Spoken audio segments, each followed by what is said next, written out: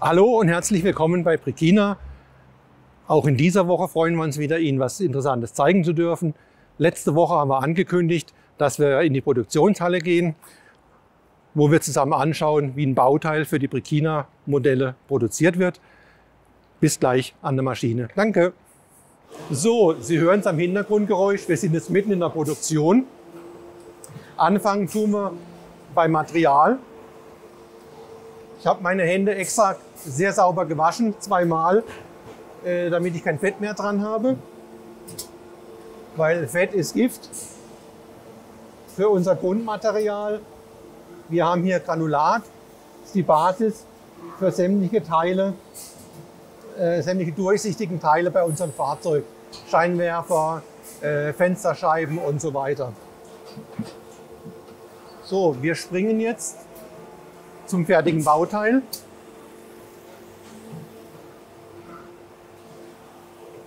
Ich habe hier fertiges Teil unserer Verglasung für ein T1, für ein Kombi. Kurze Erklärung, warum haben wir hier einen Ring, der hier offen ist und keine Schale. Das ist ganz einfach, unser VW T1 hat Unmengen an Dachbeladungen und Dachdekorationen, verschiedene Dachgepäckträger, ein Dachschild, eine Feuerwehrleiter, Schläuche von der Feuerwehr. Wir haben verschiedene Symbole, die wir auf dem Dach anbringen.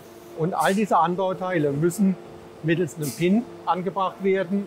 Ein Pin verlangt nach einer Bohrung und dass man nur das Dach anbohren muss und nicht auch noch die Verglasung drunter, was doppelte Arbeit wäre. Deswegen ist das Bauteil oben offen. Und ja, viele von Ihnen haben es gleich erkannt, was es ist. Trotzdem nochmal zur Erklärung. Es ist die Fensterpartie unseres VW T1 Kombis. Ja, wie wird jetzt aus dem eben gezeigten Granulat so ein Bauteil? Letzte Woche haben wir uns eine Form genauer angeguckt. Jetzt ist die Form auf der Maschine aufgebaut. Lasst mich kurz euch das zeigen. So, wir stehen hier vor einer Maschine. Das ist eine 20 Tonnen Maschine. Man misst bei Spritzgussmaschinen die Größe oder die Kraft wird in Tonnen bekannt gegeben oder definiert. Wir haben hier eine 20 Tonnen Maschine. 20 Tonnen. Ein Sattelzug auf der Autobahn voll beladen wiegt ungefähr 40 Tonnen. Die Hälfte davon sind 20 Tonnen. So kann man sich vorstellen, was hier für ein Druck herrscht in dieser Maschine. Granulat wird angesaugt, wird in der Schnecke wird es verdichtet mit gleichzeitiger Wärmezuführung. Die Verdichtung hat so einen hohen Druck, dass das Material in Kombination mit Wärmezuführung flüssig wird und fließt in die Form. Die Form, haben wir gerade den falschen Schritt. So, jetzt, die Form ist geschlossen, das Material fließt rein, verteilt sich in der Form.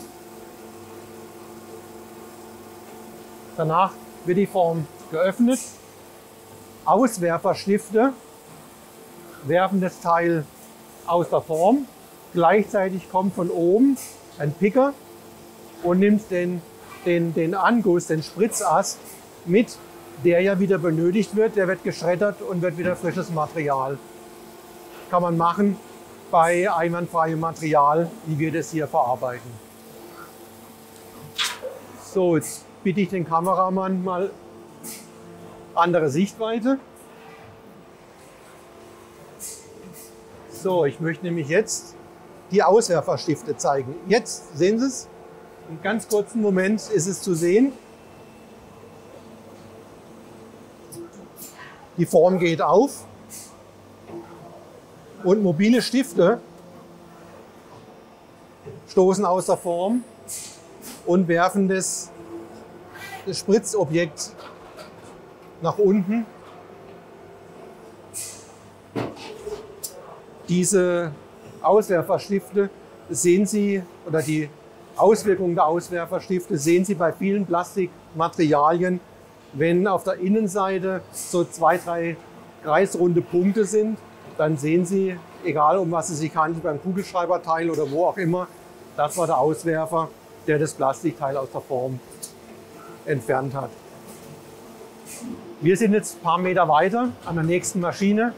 Hier wird das zugehörige Dachteil gefertigt für unseren VW T1. Hier ist es der T1B, auch der Kombi, passend zum Dachteil, was wir eben gesehen haben. Hier sieht man auch deutlich, wie das Teil aussieht, wenn es aus der Maschine kommt. Wir haben links das Teil, was wir nutzen können, und rechts hier in den Händen habe ich das Anspritzteil, was wir später nicht mehr benötigen. Das ist übrigens das Teil, was wir an der Fenstermaschine eben gesehen haben, was mit einem Picker in den Korb zum Recyceln, zum Schreddern getan wurde. Hier kann man das Teil, den Abfall zum Wiederverwerten, kann man hier bei dem Teil nicht mal schnell entfernen. Das wird später vor Hand entfernt und ebenfalls geschreddert. Hier gibt wieder Material. Hier ist Nachhaltigkeit schon immer gewesen. Alles, was über ist, kommt in den Schredder, wird nochmal verwendet. Wir sehen hier eine deutlich kleinere Maschine, als wir beim Glas vorhin sahen.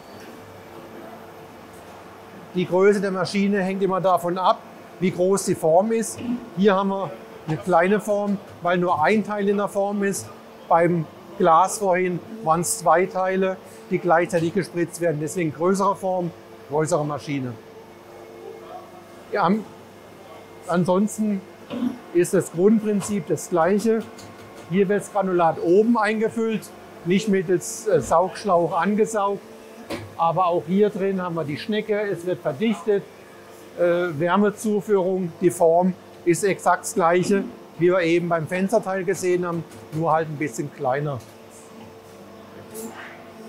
Werfen wir noch mal einen genauen Blick hier, dass wir das auch glauben, dass es hier das gleiche System ist.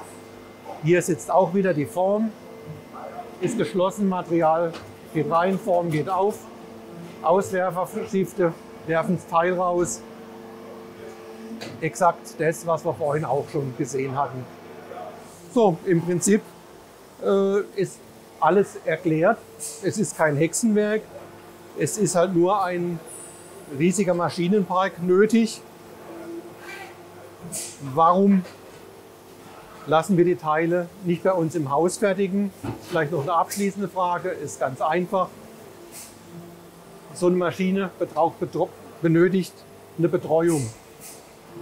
Es muss ein Werkzeugbauer beschäftigt werden, der die Form aufbaut, später wieder die Form abbaut, der die Maschine wartet, der die Maschine pflegt.